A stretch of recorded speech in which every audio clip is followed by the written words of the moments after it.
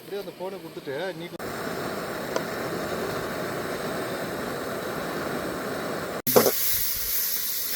பாதிர கீழே கூட்டி போடாத நீ.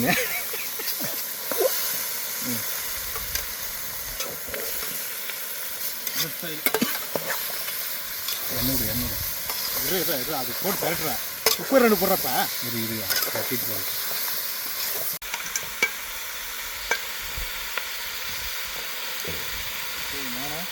உப்பு பார்த்து கூட போடு. இல்லை கட்டார நீ யார் பண்ணதா?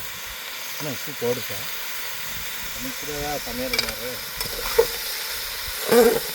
குக் வித் கோமாளி மாதிரி குக் வித் மோகன் 2 கோயின் தரேன். நல்லா போட்டுருவோன்றியா? போடு மூணு போடு. மஞ்சள் போடுறா போடுறது நல்லது தானே. போடு நீ கட்டாது. இன்னும் ரைட்டாக முன்ன போட்ட அளவுக்கு கொஞ்சம் போடு. அதுதான் அந்த வாசனை வராது, கறியோட வாசனை. தண்ணி ரைட்டு. கடை அது வீட்டு குழப்பி தான் அடிக்கணும். அதுக்கு ஒரு உப்புலாம் போட்டோம். ஓகே போட்டு பெட்டுறா. அது என்னடா கட்டுற இடுக்கி. இப்போ அப்படியே அது போட்டு மூடி விட்டுதுன்னா இது ஒரு தட்டம் வந்து போட்டு கிண்ணி தான் இருந்துச்சு. அது எப்படா தூக்கி வருதுன்னு கம்மி வந்துருச்சு. அப்படியே போட்டு மூடி விடணும். கும்முன்னு அப்படியே இது ஆகிட்டுக்கும். விடு இதுலேயே சரி வாழை இலையை தூக்கி மூடி வச்சிடலாமா?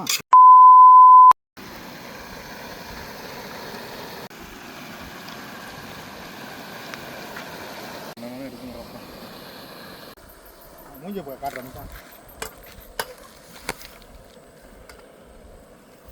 ஃப்ரெண்ட்ஸ் அங்கே பாருங்கள் பயமாக வந்துட்டு இருக்குது. இன்றைக்கி ஒரு புடியே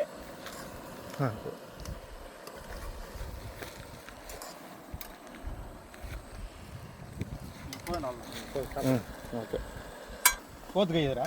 அதில் விட்டு நக்கி போகிறா. இப்போ அப்படி நிமிந்து உப்பு கரெக்டாக இருக்குது.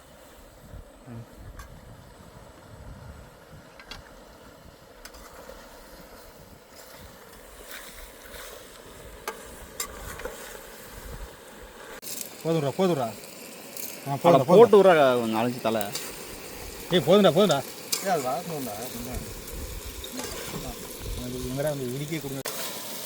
பாத்திர ஜிட்டு செடியெல்லாம் பிடிங்கி போட்டுறாதீங்க. மகனே இதோட ஒரு இலை ஒன்று இரு. நல்லா வணங்கிடுச்சுடா. இலை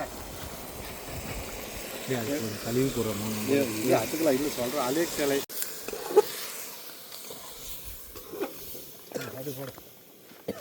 வாங்கடா சாம்பிள் பார்க்கலாம். அப்படிதான் நல்லா அது அப்போ தானே கொஞ்சம் கரெக்டாக இருக்கும். நீ சொல்கிறது அது கொஞ்ச நேரம் வணங்கணும். அது தீஞ்சு போயிடும். செட்டாகாது.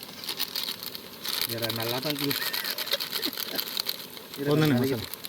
மசாலா போதுண்ணே. சரி அது உங்களுக்கு தான் தெரியும். தண்ணி போதுண்ணே. நேற்று தெரியாதுதான்.